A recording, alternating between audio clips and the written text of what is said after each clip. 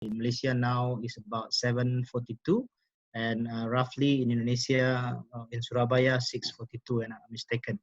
Well, let me, but before I continue, I would like to thanks Prof. Imam and ITS for giving me opportunity to share a little bit knowledge that I have, and some of my work being published and ongoing research that currently we are doing. Yeah. Well, yes, everyone now moving to COVID-19. You know, they are study exploring what impact of global supply chains, what happened to the consumers nowadays, to the manufacturing, and many more. But I won't talk about the COVID-19 that much now, but what I would like to share with you the ideas behind on energy management and low carbon supply chains. So this kind of good sharing because of my presentations come from my paper we published in the good journals. Then I think it's works to be shared with everyone in the class rather than, you know, you just listen kind of the lecture thing you've been heard many times from your professors, yeah, about the supply chain, green supply chain, logistic, and many more. But now I would like to upgrade a little bit your knowledge in regard to energy management and low carbon supply chains. What people done in the past and what currently people doing, you know, and what will happen in the future. So that topic that I would like to bring tonight. And maybe before your graduates, university require you to publish articles. Yeah. So this, I think I can use this opportunity to promote two of my journal that currently I managed to grow it, yeah, from zero. So I now handle two journals published in the UMP, yeah, so UMP publisher. So we have an International Journal of Industrial Management and Journal of Governance and Integrity. So if you guys wanted to publish your papers, and of course, you know, you can publish your paper in a good journal and index in my site. My site is like Sinta in Indonesia. Yeah? In Malaysia, we use it as my site. So you can submit to us later on. Then definitely our friend from ITS will give us a support to publish their paper in our journals. And as I told you before, I use this reference as my, you know, the material for my presentations. I published 4 good journal in Q1 in the Web of Science. For those who first time heard about the Q1 journal, means that it's the first tier journal that everyone, means that every scholar wishes to publish over there. Yeah, it's a very challenging and quite, you know, difficult, time consuming and so on. So we managed to publish in the 4 type of reputable journals. So the first one is an energy policy. We mentioned about energy management and renewable energy supply chains. And the second one we published in resource conservation and recycling is now 7-point impact factor. And you know, we are looking at you know, about the innovations in environments, and after that what I call it as a low carbon supply chain in cleaner production, as well as maritime green supply chain as well in sustainable cities and the society. So that's a main reference, and later on I can share with you if you want 4 papers. Okay, well, seems like many of us might have a little idea on the green strategy. Yeah, green strategy is a kind of business mindset or activities that the people have to design it properly in order to achieve their ultimate goal. So the ultimate goal, long time back, people might thought that is only profit, money, and money. Yeah, it's long time back. People always thought that it's a money for everything. So we wanted to see how the business, how the company can achieve their goals by getting more money. Yeah, but that's not you know, sustain for a long time. People start to look at from the 2 different perspectives. So the first one is a non-financial performance, and the second one financial performance because of the brand image, you know, about the market share, about the brand positioning in the market, and so on. Yeah, company positioning in the market, and many other factors that might not really can be made by certain money, dollar and cent, what you say. So now people should look at another way to think, yeah, something. For example, like green strategy. So what we call it as a green strategy is a kind of a strategy, a set of strategy based on ecologically responsible business activities. So when we mention about ecologically, means that we have to take care the mother of earth. When we can see now, you know, before and current COVID-19 pandemics happen in our countries, you know, we can see that our earth now quite greener compared than before COVID-19. Yeah, so you can see last time, especially for the very busy country like China, they produce to everyone in the world. Yeah, so the heads, yeah, in the map is quite high. Yeah? So where many polluted emission and so on over there happens. Yeah, and now when the pandemic happened, everyone should stay at home. Yeah, no more many transportations, no more mass transportation, no more you know, people go outside. For example, like Malaysia nowadays, they really control the movement of people outside. If you don't want to follow, then they might fine you 1,000 ringgit, or they put you in the jail for 3 months. Yeah, so that the kind of things we can compare before and currently happen in the during the pandemic. Yeah, so the idea for green strategy here, so the business strategy that we design in order to reduce our operation costs. Yeah, when we talk about operation management, when we talk about the supply chains management and many more, we must come back again to the way how we can cut the cost, yeah? How we can reduce the cost. At the same time, we also need to protect the current interests of our stakeholders and our future ones. Yeah. So what we means by stakeholders, or anyone who have interest in our company. For example, like the government also part of our stakeholders, not only employee. Yeah, so our society, employees, our what do you call that, supervisor, and many more is a part of the stakeholders in the company. So the company have to rethink again about what should they do, how do need to approach the people, how they can, you know, make money. At the same time, they also ecologically responsible with what they are doing. Yeah. So the outcome of business now is not only looked at from one indicator, but mostly people look at from a triple bottom line. Yeah. So nowadays the business it changed quite a lot. Yeah. A long time back, they don't care about the environmental outcome. They don't care about the society, the social outcome as well. Yeah. So people keep moving to a better direction. So people, as we are living in the vulnerable lands, means that it's not guarantee disaster will not happen in our country, in our place. Yeah, we now having so many uncertainty. For example, like natural disaster, pandemics. Yeah, and then what else? Landslide, now the mountains, you know, are currently active, yeah, and many more. So many things that the company had to prepare themselves. Some people call it as, you know, risk mitigations. Some people will say that we might need to prepare quite a lot of strategy in order to help our company to sustain in the market. Yeah, so quite a lot of things that a company need to prepare themselves. Okay.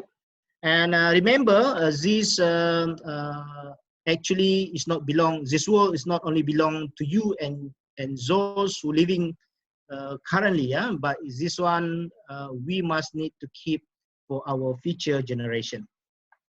Well, now hundred of million people will be affected by the coastal flooding, yeah, land loss. You know, you can see also globally the temperatures rise. You know, and then many more. For example, like Indonesian case, I think the mountains, the high mountains of Jaya, now they are meltings. Yeah, what call it? Kind of frozen, you know, melting now, and the sea level also rise. Then what we should do, what a company should do, and you know, we receive a lot of the investment from developed countries. Yeah, for example, like Europe, from US, Japan, South Korea, and many more. Yeah, then we are very happy because they provide job to us. Yeah, we can open our manufacturing, we can open our business. Means that a more job to you guys. Yeah, but indirectly, they send us, you know, kind of certain issue. What means by certain issue here? Because in developed country, when they release the emissions, they might charge if they exceed certain limits. Yeah, for example, like the emission for one factory, let's say 100, yeah, and then if you exceed 100, then you have to pay fines. Yeah, so they don't want to be blamed. They don't want to spend money for the penalty. Then they try to look at other developing countries, emerging countries, Indonesia, Brazil, Vietnam now, you know, moving very fast and overtook, I guess, the role of Malaysia and Indonesia as, you know, the place, the house for manufacturing industry. Now moving to Vietnam. So Vietnam now doing quite well, yeah. And then this is something they send to us, yeah, about environmental issue. They don't want to take any risk, yeah. For example, like pollutions. If you have a plan, or if you been to Europe, I think Dr. Ima many times been there, right? So they can feel it, the beautiful scenery, no pollution, less pollutions, even the car not that much on the street, you know, except in the capital city, yeah. So there's a kind of a environment they wanted to create it as the people demand on it. Well, when we look at the ASEAN perspective, let me bring to you one case that we call it as the South Asia. It's like a global warming in the South Asia. South Asia, yeah? So you can see that the darkest color of pink here means that the high issue on the carbon emissions. You can see that a certain country like in India, yeah. So we can see mostly they are in the Nagpur. Yeah, the Nagpur is where many of manufacturing industries and plants, you know, operate their business over there. Yeah, and then you can see that. You know, other countries as well, like Sri Lanka and Bangladesh and so on and so forth. The darkest one means that the most polluted one. Yeah. Then the case of Borneo, this is another good case that we can bring because the Borneo is the land of the three countries. Yeah, it's not only belong to Indonesia, belong to Malaysia a little bit and Brunei. Yeah, so it's quite interesting when we see that long time back, yeah, 1950, we can see that the island looks so green, people. Yeah, it's looks so green, so nice. Is the place where more habitat can stay and, you know, can survive over there. But slowly, the green side now look a difference. Yeah, the greens only now left less than half. Yeah, if you can see in the 2020 is less than half. Yeah, and we can see that the white color here is really overtook what we call it as the pollutions. So now the forest we might have a little bit compared than in 1950. Yeah, it was so green, so nice, but now looks so different. I think less than half. Yeah, now the color become whiter. Okay, now because this issue we wanted to apply in Indonesia, and Indonesia is a one case on last time is a forest fire. Yeah, why forest fire? Because of our neighbor, for example, like Singapore, Malaysia. You know, keep complaining. Indonesian unable to manage their forest fire, and this kind of it's really annoying those people staying in neighboring country. For example, like in Sumatra, Riau, yeah, keep sending the haze to Singaporean and Malaysians. So they are not really, able to accept this. They don't want to accept this. Yeah. So the clearing forest because of they want to build up now shopping complex. Everyone like to go there, and they want to set up, for example, like residential area. Yeah, they want to build houses. They want to build, for example, like what's it call it, office building, apartment, and many more. Yeah, so they want to clean the forest and really emitted the grand house gases. Yeah, due to deforestation and land use change.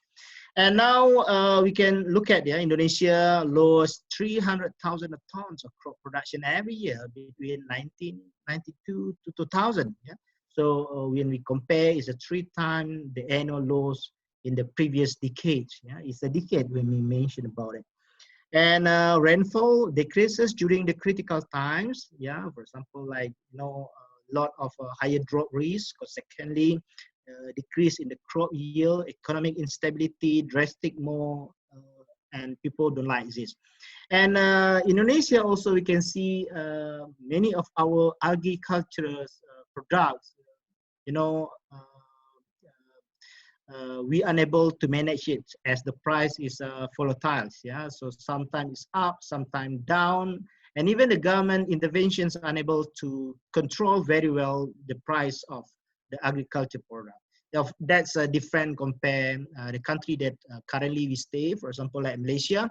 We can see now in Malaysia, even if you increase the price 10 cents, the government will come to you and check. Yeah, if you really violence the regulation or the maximum, the pricing, what call that limits, then they will fine you or put you in the jail.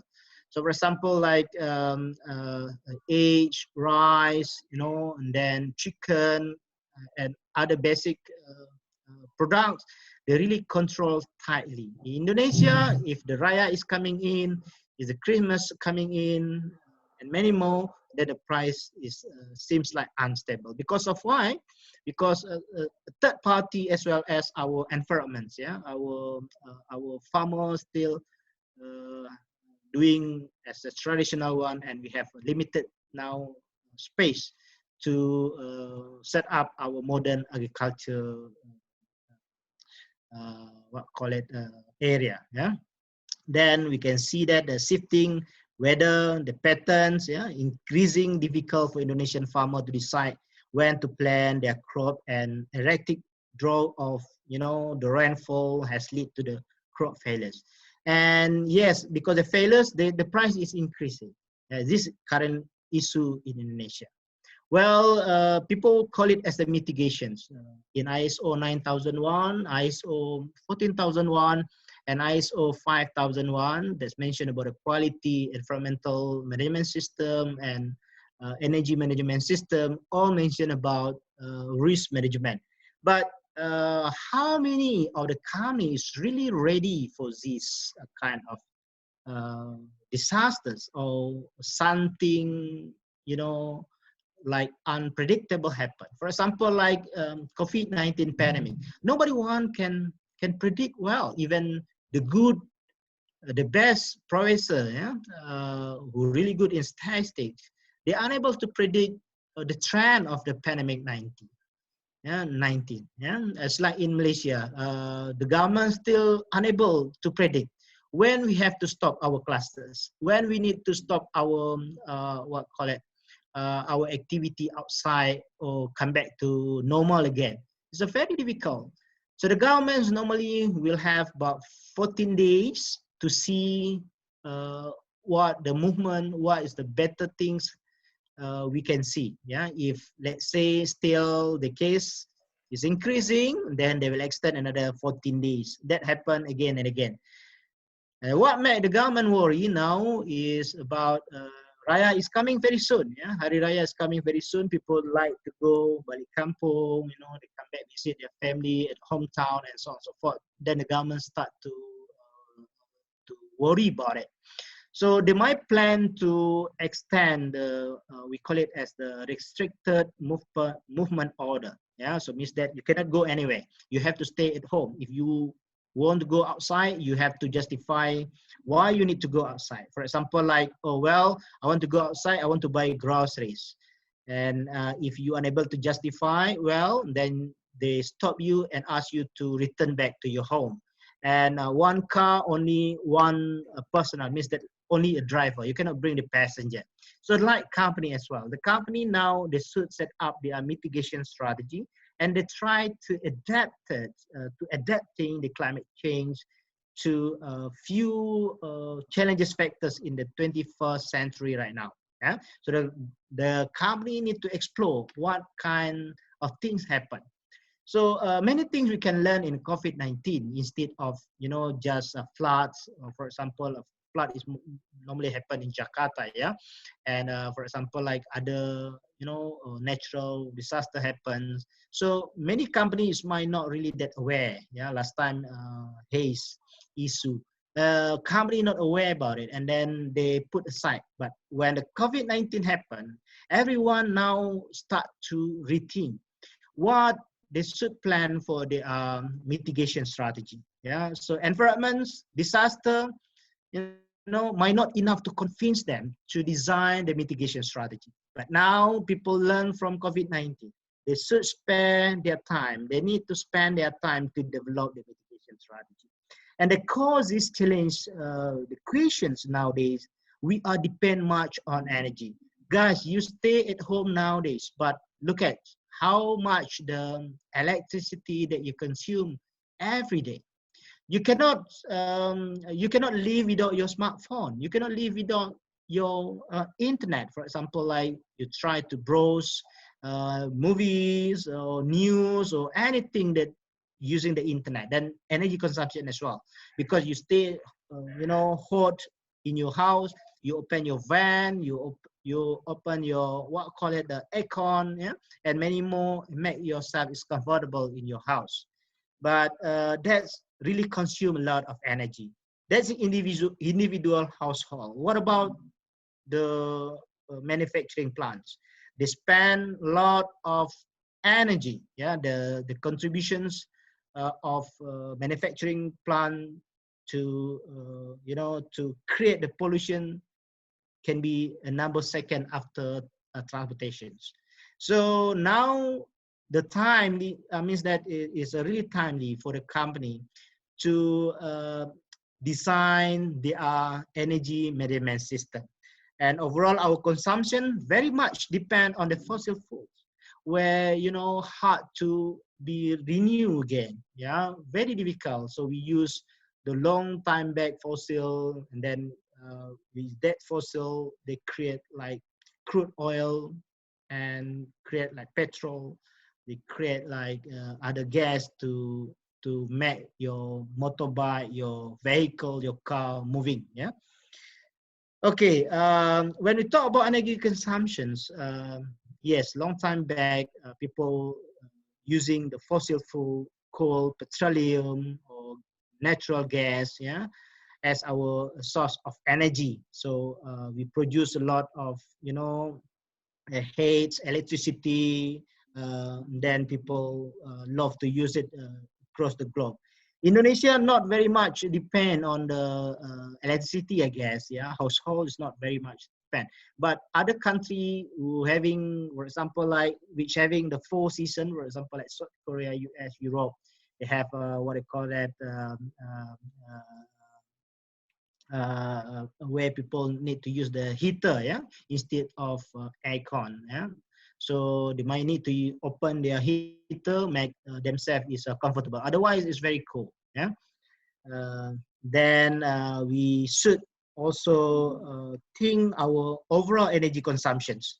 When we visit the company, then we ask them, how do you guys spend, and how do you monitor, and how do you foresee, yeah, how do you forecast energy consumption in your company?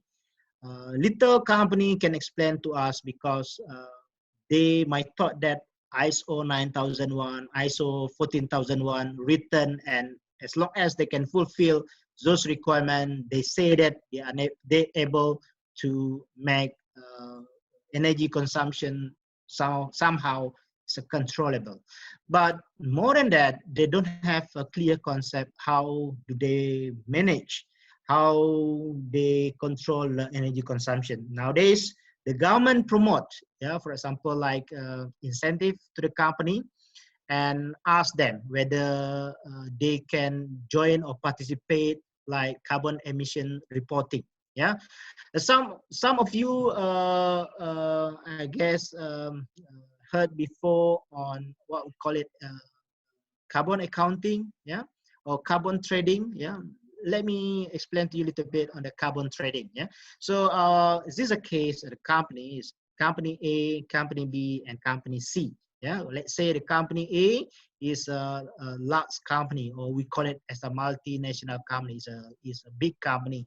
They employ maybe thousands of the workers over days. Yeah, so the government tell them it's about limits. You know, for example, like, okay, large company, company A, I give you a limit about 500. Yeah, so you cannot exceed 500.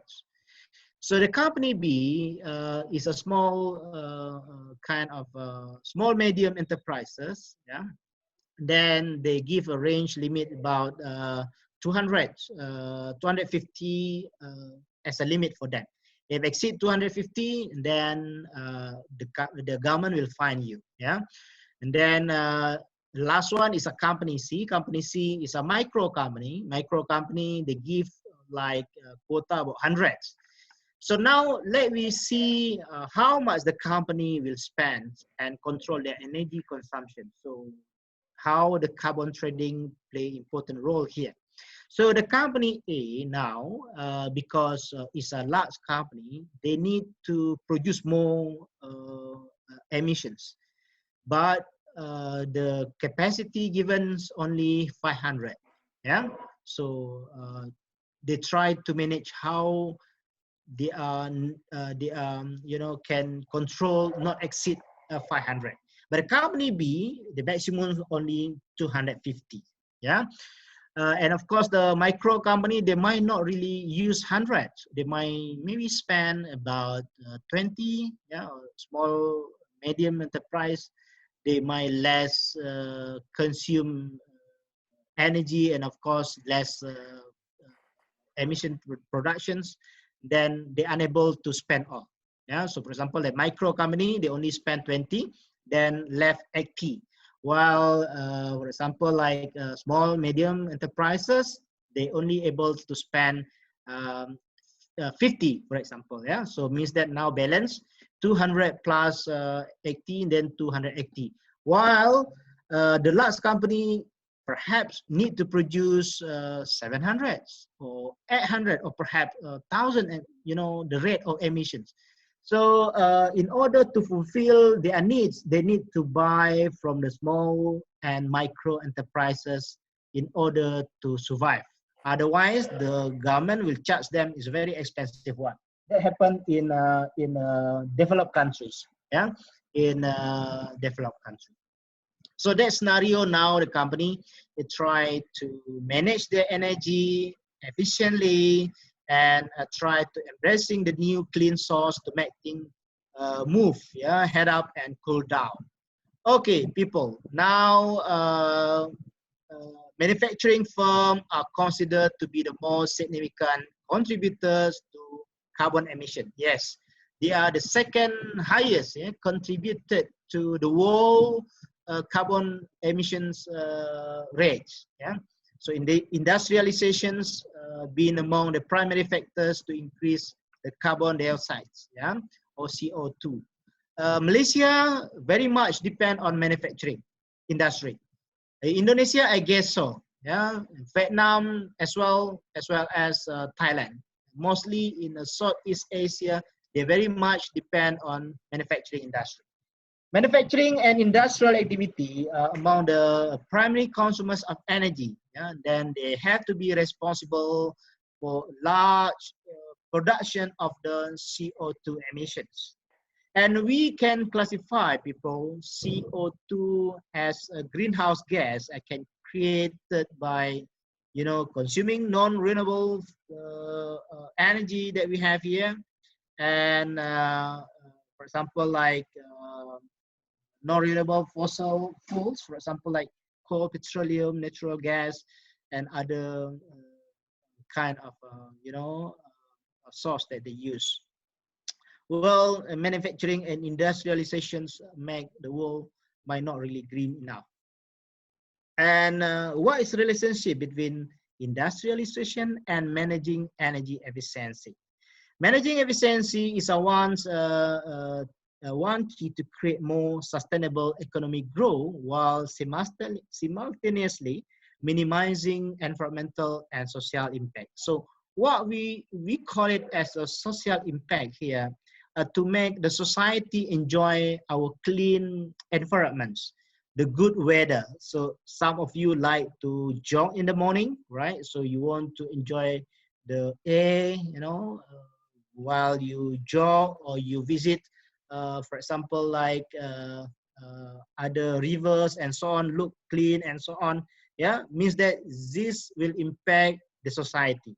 While the environment here, for example, like our future generation still can use resource. For example, now, let's say gold mining in in Papua, soon will be gone, yeah, because the people exploit, dig deeper and so on and so forth until later on our future generations, about 3-4 more future generations might not really enjoy the goals things in the Papua.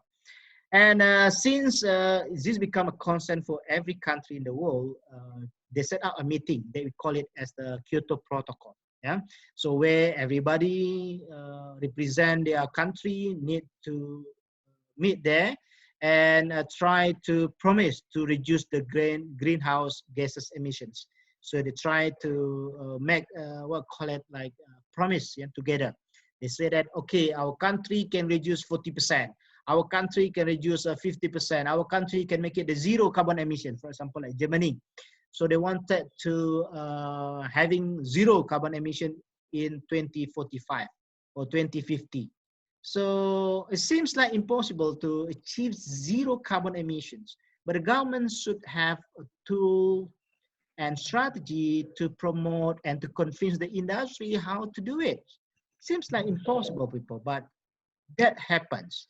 In Malaysia itself, 4 years back, the Prime Minister of Malaysia was the Najib Razak, already signed the agreement in the Kyoto Protocol and said that, okay, we reduce 45% or 40% of the carbon emission in 2020, when I'm not mistaken, 2022, or I can't remember exactly, but they wanted to reduce 40%, yeah, on the total carbon emissions, because the environmental damage for CO2 emission can lead to climate change. We don't know now, harvest time.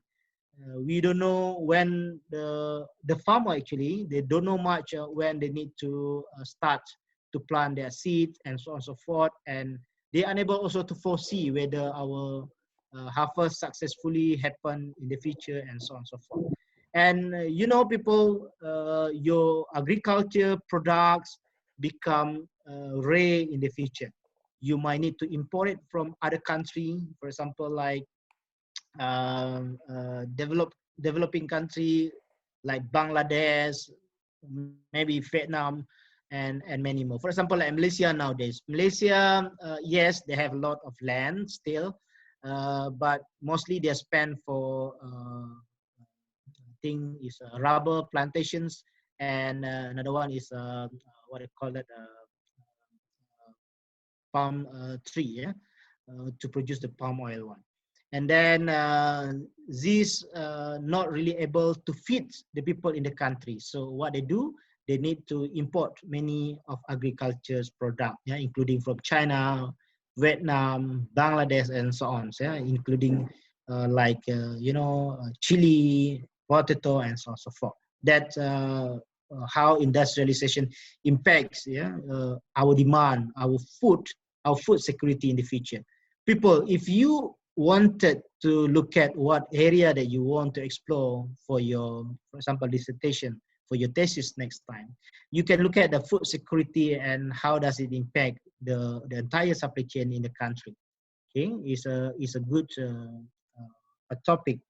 Now the challenge, what we can see, many manufacturing firms do not, volunteer to report to the government how much the carbon they spend, how much, energy that they consume. Last time the government start to promote, this is a case in Malaysia, yeah. So the government in Malaysia start to promote the industry to volunteer to send them a report. How do they consume energy and how much the pollution spend or emission spend for each of their activities. I think if very less company voluntarily report to the government, and this kind of challenging activity, the government have to think to monitor what the manufacturing companies should do. And of course, we don't have the model, the best models, yeah, to be benchmarked. So normally, when we want to benchmark, we normally look at who's the best in the industry. For example, like if you see your friends doing very well in the classroom, for example, like he always get high score in the class, definitely you wanted to benchmark this gentleman. You look at, hey, how's this guy study until he can get a good mark, high marks, yeah? And maybe you can observe, or maybe you can ask him how he start his day, start from morning until evening, what normally do at home, for example. And this happened to the company as well. For those who can gain the profit very well, good image of the company, can employ what's call it, like minority in the manufacturing plant and so on, they can enjoy so much too. But people wanted to learn how they do it. Unfortunately, we don't have one good company to be a role model to everyone. So there is no best practice on how people manage their energy very well in Malaysia. So lack of, a best practice. We no evidence on how the manufacturing company manage their energy very well. And when we benchmark other emerging countries as well, Indonesia, Thailand, Vietnam, Brazil, India, and many more, they don't have as well what we call it as a business model.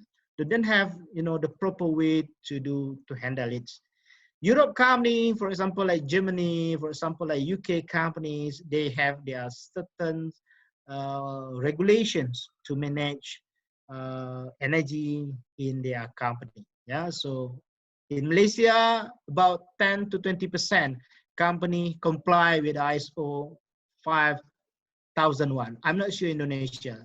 I guess Prof. Imam can explore further study in Indonesia to see that how the manufacturing plants behave, yeah, in terms of the energy consumption and emission as well. And energy management, actually, what our intention, perhaps to reduce the energy wastage without affecting production number of output. So we not reduce the output means that some people might thought that, okay, don't do anything. So we don't pollute our society, our environment. No, that's not right. So the outcome, the output should be similar or higher, but the energy consumptions will be lesser and lesser. That's what the company need to know about it. We need more engineers. We need more the business people. Yeah, we need more accountants. We need more marketers to think together how the company can reduce their energy consumption and increase their productivity.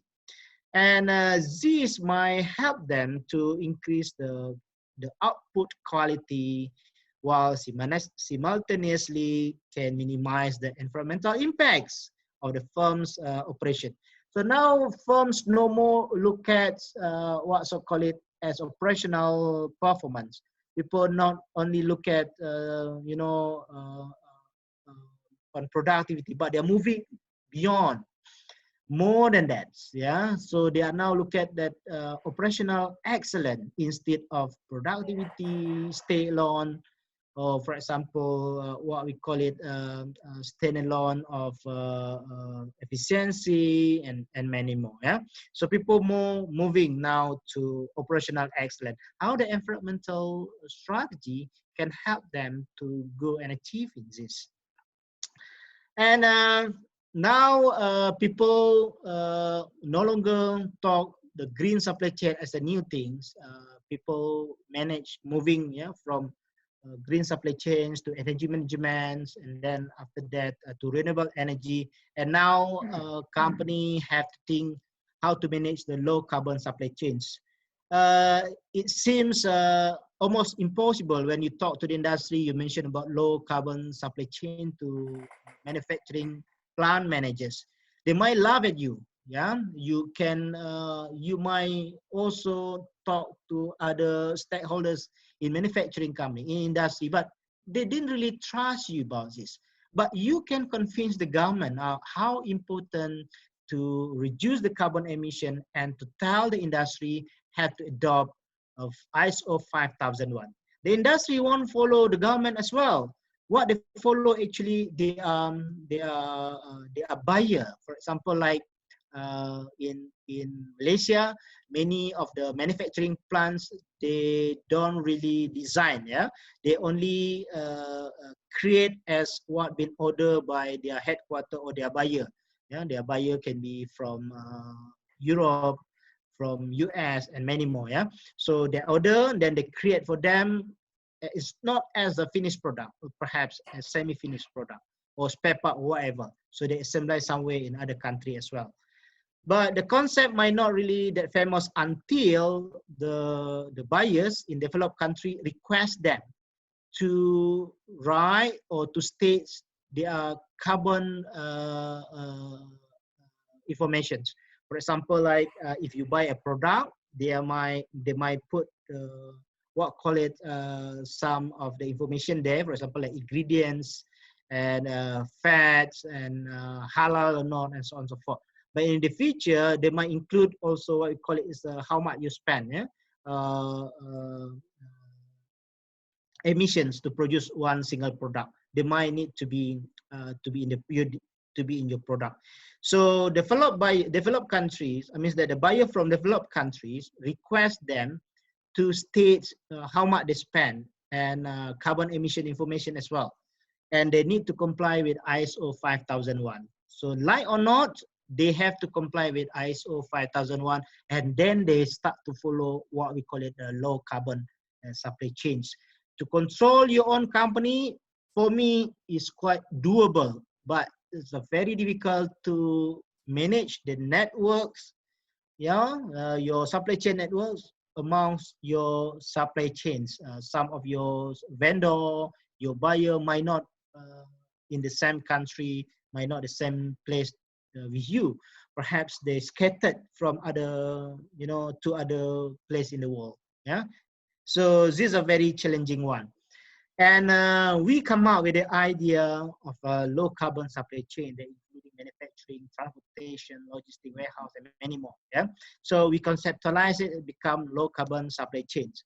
What we define and how we define low carbon supply chain is a kind of strategic which environmentally aligned initiative that aim to achieve operational excellence. As I told you, no longer people look at the standalone productivity. No longer people look at great productivity. No more look at lean, fast response, on-time delivery as a single entities.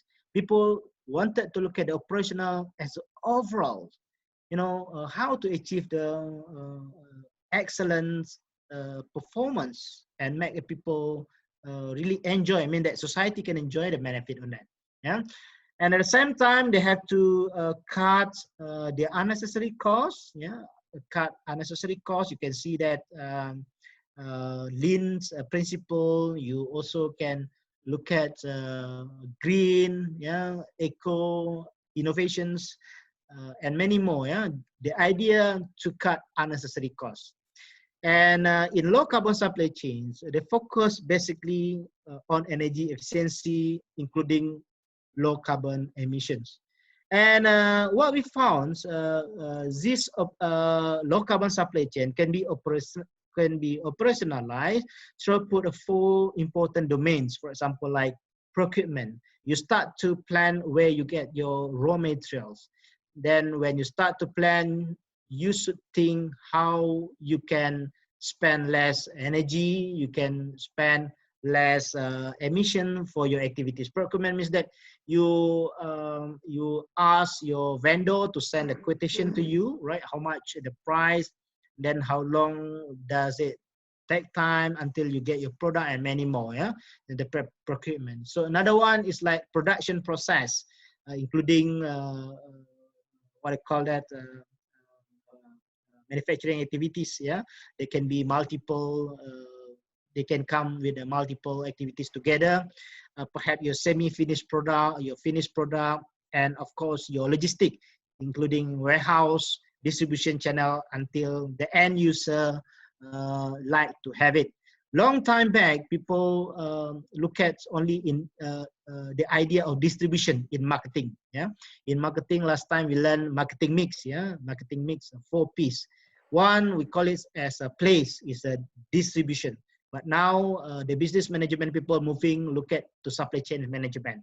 While industrial engineering, they normally look at supply chains engineering. They're using the engineering technique to look at the optimizations. While the supply chain management, they look at how the company utilize their resources to improve the performance and so on. Yeah. In order to ensure that the company can achieve low carbon supply chains, the firm need to communicate, they need to share, they need to be open, they need to collaborate. They cannot work in a silo, they cannot work alone. They might need to have a friend, partner to be discussed, to share, to tell them how important and how to integrate their business process entirely among the supply chain networks to respond the market demand while making fast, accurate business decisions. That what actually the business wanted. Yeah. So we publish this in our what call it one of the top journal in the cleaner productions. One of my PhD student look at this deeply, and as a partial of their PhD. Yeah, is a part of their literature review. And now what we really need to see is a more clear directions for low carbon supply chain studies. We need more evidence. I think Prof. Imam also currently study the low carbon supply chain, when I'm mistaken, energy management system in the supply chains. And we need one direction. We need the formula, the good formula to address over mentioned issue and contribute to conceptualizations a new theoretical understanding on low carbon supply chains. So we need to get ideas. It's very difficult to interview the industry, as the industry might not really well applied. One of two company or 10 company, 20 company, 50 companies, there is no record on that. How do they do? How they manage? Last time we visit the manufacturing plants, most of them say we don't have the proper. We do this, but we don't have the proper report. We don't have proper documentation. So what we can do now in order to conceptualize it better, we do the content techniques, the content review techniques. Yeah. So these are content review techniques. We try to combine some of our expertise to see the how the data moving. Yeah. On database. So we use the data science and analytics. I guess you guys like to learn this thing to make our data is feasible, easy to understand, and so on. Yeah. So we use the like bibliometric procedure of the social network analysis. So we want to see the pattern. We want to see that how does things works and connected one to another. So we try to collect some information from the published article on how we define the directions, the future direction of low carbon supply chains. We get a Mendeley. Some of you are really familiar with the Mendeley, I guess, because it's one of tools to manage your reference. And for viewer, I think this is a free, everyone can use it. And some of you are already familiar with this. It's like your undergraduate tool, but it's really useful if you know how to utilize it in a bigger scope. Yeah. And this can help us to make the clustering or the publications. So, well, this is a kind of process that we done before. Basically, we divided into the 4 stages. Yeah. So the first one, we try to get information from a publication database. Yeah. Anything mentioned about low carbon supply chains, mentioned about low carbon emission supply chain, and many more, and then we collect it. Yeah, we get from I think the famous index databases, for example, like Science Direct, Emerald, and Web of Science. Yeah, so we believe that the Scopus index become a part of the other Science Direct, Emerald, and Web of Science as well. Then we explore too many angles, means that kind of multidisciplinary. We don't really bother whether this published in the mechanical engineering, industrial engineering, in EE, IEEE, and many more. Yeah, we don't really care as long as we get the article mentioned about low carbon supply chains. But later on, we narrow down. Yeah, we narrow down the things happen to business and management fields. Then we get the lesser numbers of the papers and content they mentioned about, low carbon supply chain and so on. And from 122, they become 1,122, 718, yeah, they become 1,418. And then that same thing happens, you reduce significantly from sign 727 and become 306. And after that, we're moving to the filtering. Yeah, then we really carefully check the keyword there. Yeah, and we don't want to include the book publications because the book publications somehow might really time consuming. So when you produce a book published, let's say to 2020, but normally they will spend 3 years or 4 years to develop the books until the book published. While the article is quite fast, 1 or 2 years.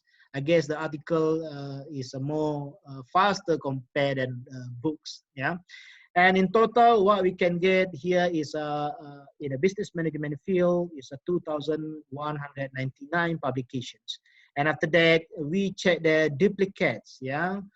In the Mendeley, and after that we filter that database, and after that Mendeley, we carefully check again if co-occurrence happen. Yeah, and after that we utilize the content analysis technique. We call it as a bibliographics. Yeah, actually this what call it is a visualization system. I think quite user friendly. Everyone can use it. And then we try to coupling the analysis, and after that we identify the key findings, answer the research question that we had, and we identify the gap and what will happen for the future. Well, you can see that multi-colors here. This represents network visualization occurrence, yeah, or the full keywords in all fields. You can see that we divided into 6 clusters. So the first cluster is belong to the supply chain. Of course, is the biggest contributor to our visualization networks. And after that, we move to the cluster 2. Clusters 2 normally they mention about energy, biomass. Then cluster 3 on the emission, carbon footprint, and many more, until the small parts, yeah, like consumption, international trade, and many more. But surprisingly, you can see the China China is not part of the energy, is not part of the emission, but everything about the emission, they refer back to China. This is an interesting finding that we found that China is really create a lot of pollutions to the world. Huh? This is what we can observe. And after that, we look at the visualization on the average publication per year on our keywords and oil field. And again, what we found, majority they mention about supply chains, carbon footprint, management, they are modeling it. For example, like I guess the industrial engineers, they love to see how the energy being consumed in the proper model. Yeah, energy emissions, and we found little bit people mention about managements over there. Most of the time, there's a belong to environmental science. Yeah, they belong to management science, not stay alone. I mean that supply chains alone. Yeah. And after that, we see the density visualization cluster, yeah, to see the occurrence full keyword on the oil field. Again, they appear supply chain, carbon footprint, energy, and so on. But after we divided into a few research questions, we wanted to know more. Who wrote more on the energy management? Who wrote more on low carbon supply chain? We can see that the people in Republic of China is wrote more compared than US. Surprisingly, now China is no longer as number one top scholar who produce energy management, low carbon supply chain, and so on and so forth. Now, those scholars from China, a lot of papers published from China. Why?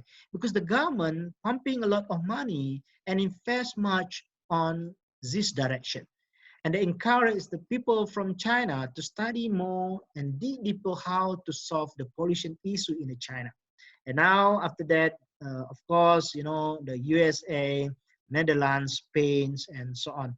I didn't see that our country mentions much, yeah, on the what call it either Indonesia or Malaysia. They didn't really been clustered clearly here, so we didn't see it clearly.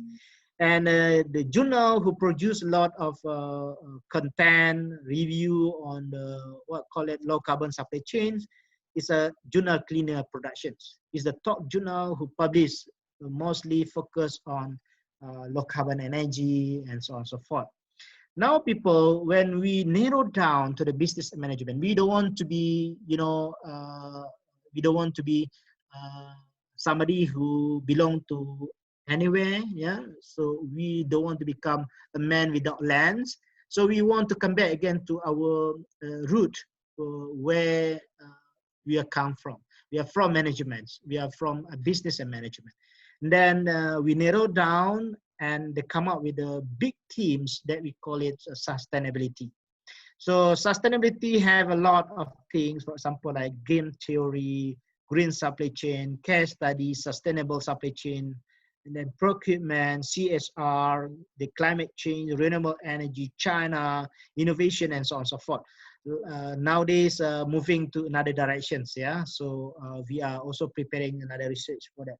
But of course, work from home is not really good, yeah, Prof. Imam, because sometimes the environment might not really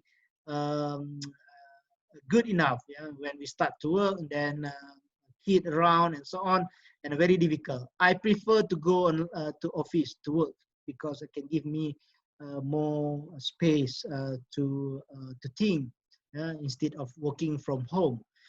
Well, after that, people mostly publish sustainability as a part of what call it a mantra, yeah, for the business and management, and part of the renewable energy supply chain, low carbon supply chain, and many more. And what we found here, I mean that we propose some implications. For example, like from research perspective.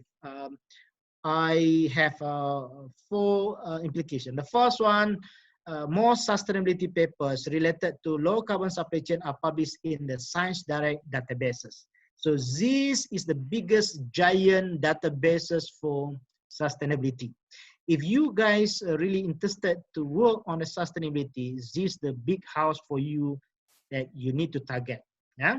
Then the citation about the low carbon supply chain primarily originate from the journal Cleaner Production. It's the top journal for low carbon supply chain that support the multidisciplinary area. But again, they come back to very narrow, we call it sustainability and low carbon supply chain. And this show that the journal Cleaner Production remain is the major source of reference and research for low carbon supply chain scholars. And it's a high popularity and journal ranking. So it's a good journal, okay? Then other journal after Cleaner Production is Resources, Conservation and Recycling. This journal is hard to publish nowadays because the impact factor is higher than journal Cleaner Production. Before, no, very low. Last time when I tell my university that I publish in Resources, Conservation and Recycle, and seems like people might not really that bother, yeah. But now everybody wanted to publish their paper there, yeah. Then can be closer linked to management, scientific, technical research approaches, and many more, yeah. And people, for those who attend the class tonight, there are some opportunities for you if later on you can do assignment given by Prof. Imam, or for example, like your project, your dissertation, your thesis, and so on and so forth. So now we can see that a wide range publication related to low carbon supply chain topics encompasses and intersects with the field of engineering. Yeah, engineering means that we come back again to our roots. Yeah, which is the industrial engineering is quite close to us, and sustainability, management science that can indicate the substantial intersection of discipline. And people, what we can show in the low carbon supply chain research is interdisciplinary in nature. So it means that everyone can work with this topic. This belongs to everybody. But again, you have to come back. Who are you? If you are a scholar from management, you have to study from management point of view. Don't study technically like engineers did. Yeah. And yet the consensus to use low carbon supply chain as the common measure is still under research. We don't have the consensus on how to measure low carbon supply chains. Yeah. And then the prominent issue of the current analysis show that a keyword has not been defined for the theory that explain the complex relationship of low carbon supply chain itself in our literature. And this tell the scholars rarely disclose the theory. So what the theory that they use? For example, like organizational theory, psychology theory, or anything. Yeah, for example, the people from management, they don't have specifically what the theory that can be used in management and in marketing. Sorry, most of them they borrow from psychology. That happened to behavioral study as well in manufacturing point of view. Yeah, is a very lacking.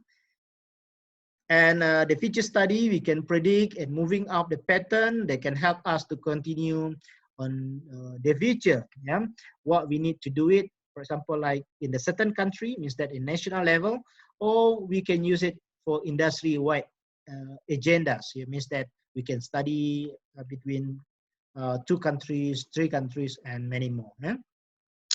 As a part of the what we call that the governments as the what we call that the government play important role as well. Yeah. So what we can recommend to the government for the energy policy. So we found that China is the most prominent player in low carbon supply chain publication. Then surprisingly, China leads the publication on low carbon supply chains in terms of the number of papers, quality of papers. I cannot imagine how the people from China, the scholar from China, can write better compared to an American professor. Yeah, we can see that a lot. And our study postulate that the higher number of publication in China is due to the country escalating the environmental issue in the comparison to other countries. Yeah. And we can see also China is a large population, Indonesia too, yeah, rapid industrial developments, and the scarcity of natural resources. And now China is facing mountain mounting environmental problem concern on the land use, air quality, water conservation, and ecological issue. So what we propose long time back, we developed model. It's a simple model that can be used to reduce the energy efficiency, and of course the ultimate one to reduce the carbon emissions. So our awareness, knowledge, technical know-how, audit, or anything might not really working very well if we don't have a support from the top management. So the top management need to invest their money, they invest their energy, they invest to their resources, they invest, and they have to be committed how the resources being utilized very well to reduce the energy efficiency, to improve energy efficiency and low carbon reductions. And some implication for government industry, they have to develop what I call that energy policy. And let me ask you, how many government who really carefully prepare about energy policy? And what about enforcement? Written yes, enforcement, oh, somehow little bit, no idea and so on. Yeah. And we should include the energy policy in the equations, in the model, to understand how the policymakers can encourage industry to comply with the low carbon emissions, as well as to practice their energy management practices. We suggest to industry as well. I believe that Magister Management, ITS, that focus to technology. Most of you working in industries, so this can be useful for you. Yeah. Then what we can suggest to industry, you have to manage your low carbon emissions. Then this is the emerging topic. Yeah, many of you still don't want to learn, don't want to get the certificates to become professional in low carbon accounting, low carbon trading, and so on. This is the area that you have to go for it. You need to develop yourself. Yeah, you need to develop your skill. You need to understand very well, especially on the environmental issue and relate to your supply chain management. This can be, the global issue as well. It's not only the diseases that we know just now. That lately we are really aware about the pandemic, COVID-19 and so on. Again, the measurements, management, the accountability are need to be further advanced, yeah, as a carbon, as a part of integrated approaches to feature management practices with many opportunities, with the multi-method empirical studies as a part of their paradigm. So it means that you have to develop your skill, people, don't forget. And try to incorporate your renewable energy supply chain into renewable energy practice that enable you to reduce your dependency on a conventional energy. Last time, my student, MBA student, he worked, currently still working in the, what call that, in Tenaga Nasional. Yeah, it's like PLN Indonesia. Yeah, then it's an energy company. They told me it's a very challenging that we move to renewable energy kind of things, because they say we are very much depend on the full because we need a lot of energy. If you try to use renewable energy, a very small energy we can use to bring up our machineries to the higher level. So what we can do now, he mentioned to me, we are moving to another direction that we call it nuclear as a part of energy source of energy. For example, like sort of Africa, not sort of Africa, sorry. South Korea. South Korea, they very much depend on the clear energy. Other country too. Yeah. So Malaysia start to learn on the nuclear energy and sends their engineers to learn on the renewable energy, and of course to develop the blueprint is not that easy. They might need to have proper times, enough time to test their systems. Yeah. And people is a part of the domain of energy management. We have energy audits, management commitment, as I told you, energy awareness, and energy knowledge. Yeah, that my goes to renewable energy supply chains. Yeah, that's we develop this and we propose to the company to utilize ISO 5001 because energy management system or practices that we develop here, 4 domains that can help the company to comply with ISO 5001, which is hard to understand, that can involve to industrial engineering and management. I guess that's the lecture that I wish to share with you today. And I return back to Prof. Imam if any Q&A session that I need to do it after this. Thank you. Thank you very much, Yudi, Professor Yudi, for the very interesting topic today. Because over the past few weeks this semester, we've been learning about supply chain management from very technical aspect and we are looking only on business aspect. So we're looking on supply chain management. How do we work together with our partners? How we do work together with our suppliers and also our customer in order to improve our supply chain performance. Never before in this class, we are talking about how this improvement in supply chain activities will affect the environments, and ultimately the effect on the environment will, of course, ultimately will affect our supply chain activities and will eventually also affect the business performance. Well, thank you very much, Prof. Yudi. We have about 10 minutes left for Q&A. I will open up a question to students, but before I open up the question, I'll probably use Bahasa Indonesia for students to sum up the talk today. So, mahasiswa semuanya, mahasiswa MMT, malam ini kita belajar sesuatu yang lain. Selama ini kita belajar bagaimana meningkatkan kerjasama antar player dalam supply chain, bagaimana kita bekerja sama dengan supplier, bekerja sama dengan distributor, and so on, in order to improve our supply chain performance. Tetapi seluruh aktivitas itu bisa jadi menimbulkan efek samping, yaitu efek lingkungan. Yang mana kalau lingkungan ini jelek, nanti lingkungan ini akan berpengaruh juga kepada aktivitas-aktivitas dalam supply chain. Ketika lingkungan terpengaruh, maka akan terjadi disruption di dalam supply chain. Salah satu contohnya misalnya COVID-19 ini, dalam keadaan begini kita tidak bisa berbuat apapun. Ya, kalau ada banjir, kalau ada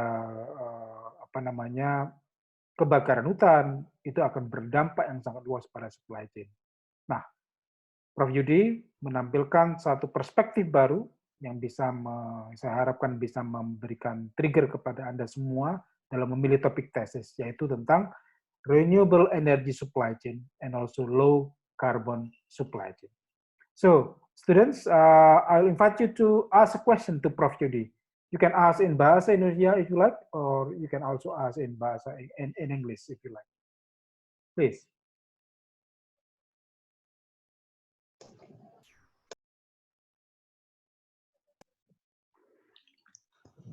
Saya boleh bertanya? Boleh, silakan. Nama dulu. Ya, saya Rahmawan Aryano. Ini izin bertanya dengan bahasa Inggris saja ya, nggak apa ya, Pak? Boleh. Pak Rahmat bekerja di mana? Saya bekerja di itu, Pak, PT PJB Service, Pak, untuk di Power Plant Management System, Pak. PJB Energy is one of the subsidiary of PLN, Pak Yudi. Yes. Is a operator for power plant. Ya, silakan. Thank you for time and space. I know that in Indonesia, the government is very strict about carbon control in the industrial. I know. Then, if the company if company goes higher carbon value than the government law, government point, the company must be closed, sealed for in the indefinite time. That's one of the point that our company concerned about the environmental problem. My question is, how about the other country manage, the government manage about the environmental law in carbon control? Yep. Thank you, Pak Ramawan. Pak Yudi, you got the questions? Oke, thank you. Pertanyaan lain, saya persilakan. Kedua. Ya, saya Pak. Ya, silakan Pak Ilham. Ya, my name is Ilham, and I work in PT Wismilak Inti Makmur. Wismilak is the tobacco company, isn't it? Yeah. Yep. I just take a sample from a journal from Energy Policy. They said that let's take a sample because let's take a sample. The Malaysian economy is very good at this time. That because of the great economical, the Malaysia can change some industries from old technology to the green technology. But since the green technology itself is very expensive, this industry or the supplier try to search another supplier who still use the old technology and his more cheaper product. And you say that it can be managed by ISO 5001, but the chains can still be more cheaper because they're held from the customs in the airport or in the another country. So how's the solution to that? So the company will still use the green technology, even they're gonna a bit expensive in the product, something like that. Thank you. Well, thank you very much. Okay, I think we proceed with two questions first, and then we later on will see if there is another question. Prof. Yudi, please. Yes, thank you, Prof. Imam. And let me answer Rahman, Mr. Rahman question about how the country manage the companies and to be involved in this. The government of Malaysia is really strict. Yes, you are right in terms of pollution. For example, like the PLN here that we call it Tenaga Nasional Berhad. Yeah, is more or less similar with the PLN. This PLN now under the pressure. Yeah, so the government want the PLN, the TNB, to think how to come up with a good plan. One example, I think Indonesian are quite famous nowadays in Indonesia, but that happened long time back. 4 years, 6 years back in Malaysia, the government provide an incentive. Yeah, this for the household, for those who want or would like to install what we call it a solar panel, can help them to to sell it. For example, like if you set up the solar panel in your house, in your rooftop, and then you can do like installment, like you buy a car, like you buy a motorbike, you can do it in Malaysia. So means that you can install and then you pay installment per month for the energy. It's quite expensive, of course, but not to worry. You can get the energy as much as you wish per month, and if you exceed, then you can sell it to TNB. So the government is really promote this clean energy to everyone, and the government need to monitor the energy consumption and so on and so forth. If the company unable to do it, then they will send like warning letter. Yeah, send the warning letter, and then of course they need to provide a solution as well. Yeah, and then the company need to follow them. And if they are unable to follow, then they should fine them. Yeah, so they have to pay. And of course, a big amount of money. But the problem in Malaysia, I think Malaysian is a quite, I I think quite easy to manage lah compare Indonesia. In Malaysia, if the government tell like that, then everyone have to follow. So the rule of the government is quite a lot, but the government doesn't really involve until the operation level. They only can monitor, then only can educate. They can only provide like education system. They tell the people how to do it. Some of university, public university, the government ask them to look at the sustainability aspect properly to any course that you learn. For example, like you learn the music, then try to link the music for sustainability. For example, in Indonesia, you can use the angklung, bamboo, yeah, bamboo, for example, to play musical instrument and many more. And for example, other things, for example, like food, yeah, then they make the chicken is like kind of a renewable source for consumptions, yeah, the egg and many more. So the government play important role here to control, to educate, yeah, and to provide consultations agency for those who are unable to comply with the regulation. So Parahmat, yes, the government provide is not only strong enforcement, strict enforcement, but they also need to educate. They cannot directly fine you. They need to educate you first. They need to provide to you some of helps. For example, like when I answer, when I try to link it with a question from Mr. Ilham here, how the Malaysian government encourage the industry to use the green technology. As you know that the green technology is quite expensive. Yes, I do agree. But the government, set up one bank. They call it as a small medium enterprise bank. And this working together with the Malaysian Greens Initiative Agency, yeah, Green Tax Agency, to provide, for example, like incentive for those who adopt the green technology.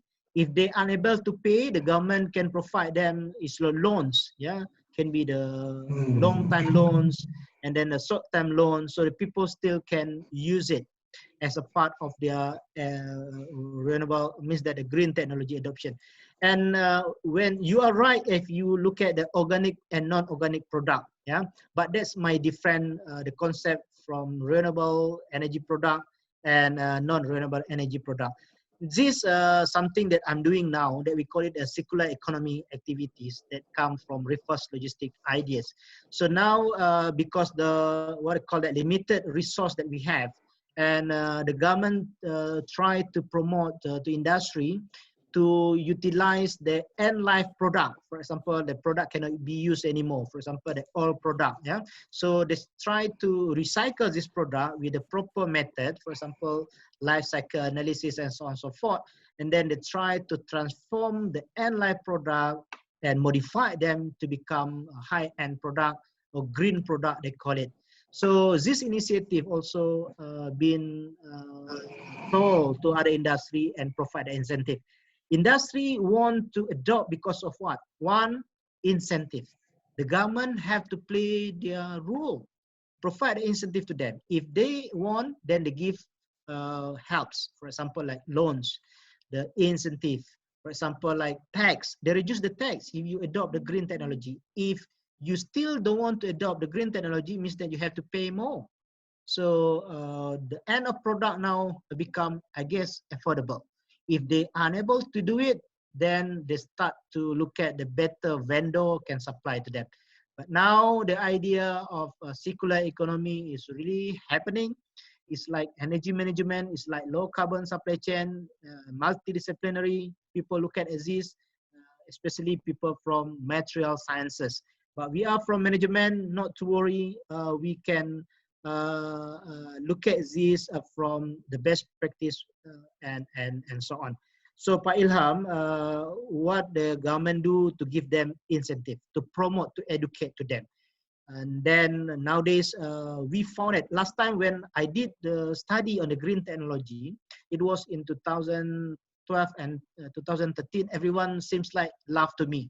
What I'm doing is something like, I like, not make sense. Yeah, even the government of Malaysia not yet set up the rule, but already promote, but seems like very impossible. And at the time, out of I guess 300 companies and only 89 participated. But they are very, they are very keen to help us. They return back our questionnaire, then they provide their suggestion and so on and so forth until we produce the eco-innovation papers based on the green tax company. Green tax company, most of them are consultants. Yeah, so means that they provide the technical know-how to the manufacturing. Most of them are consultants. So that's a contributions. The green technology can be used by manufacturing plants, Pak Ilham. Thank you. Okay, thank you very much, sir. So thank you very much for the information about the Malaysian government trying to encourage the company about using the renewable energy or green technology. Thank you, Pak Rahman. I guess your company need to, discuss with the top management, because the TNB is a PLN Malaysia. They are already moving to nuclear direction. I'm not sure Indonesia. Mungkin Prof Imam can help us to explain, or perhaps Mr. Rahman can help us to explain further on how the nuclear movement to replace the current non-renewable energy. Yeah, because renewable energy just say we can do it, but very small, only for lighting. But what about the machineries? What about transportation, logistics? It seems like impossible. Thank you.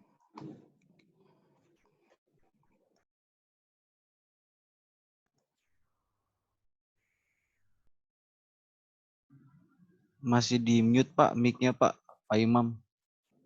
Sorry.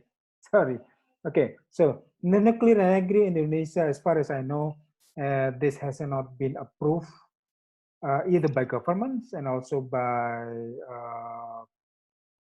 large group of society, including group from such as environmentalists and so on. Many people still think that nuclear energy is not suitable with Indonesia, especially Indonesia. There are a lot of we are living in the what we call as fire. Yes, a lot of volcano across from Sumatra. Yeah, from Sumatra, Java until on the South Sea of the Indonesia. So that is what's happening now in Indonesia. But I know PJB, which is the subsidiary of PLN, has been discussing a lot about the future of PLN in terms of renewable energies, and they are looking at many sources of new energy, including also the business model, how the business model will look like, because we know that energy, renewable energy is now still considered to be really expensive. So PJB is still looking at the better business model. Okay, 1 minute left we have now. Can I invite one more question from students? Is it enough? Yeah, okay, I think it's enough. Pak Yudi, is 2010 now. The class has to be ended because the class is started, the schedule of the class is from 6:30 to 2010. And yes, the topic of renewable energy, supply chains, low-cost supply chain is a really interesting topic. It's very timely topic. So students, I know most of you will be doing thesis in probably 1 or 2 semester, next 1 or 2 semester. So this is a new area for you to look at. They're going to give you an idea. And also Prof Yudi also invite you to publish on the paper published by University of Malaysia, Pahang. Yep. And yes, Prof Yudi, you're right. One of the requirement to be graduated in ITS, student need to publish in journals and also journal or international conference. Yep. So once again, Prof Yudi, thank you very much for being with us for more than 1 hour. I promised you 1 hour, but we end up, yeah, 100 minutes. I count is 100 minutes. Thank you very much for being with us. It is an honor for us to have you here, and hopefully, the two countries, Malaysia and Indonesia, will be, safer. The COVID-19 will be gone away soon, and you and your family stay safe at home, stay healthy, and my regard to your family and the college in University of Malaysia, Pahang. I have a plan to visit this year to UMP, but due to coronavirus, I think we need to postpone probably early next year. Let's see. Yes, I hope that we can host you here, Prof. Imam, then we have a good collaboration. Last time we received one student from ITF and she did really very well. Yeah. Then when I asked where student come from, then they say that Surabaya ITS. I'm very happy. Yeah, I'm very happy and top performer. I hope that not only professor, the student also can come here. We really wish perhaps, I don't know, if Pak Imam can spend, one semester to teach with us, that would be good as well. Co-teaching and so on. We ask will be good as well. Yeah. As we need a good professor to teach our student. Yeah. One more question from me, Pak Yudi. Is it possible if I share your email address to students? So probably student will ask you some question for their idea for thesis. Is that okay? Yes, Prof, please. Okay. So once again, thank you very much.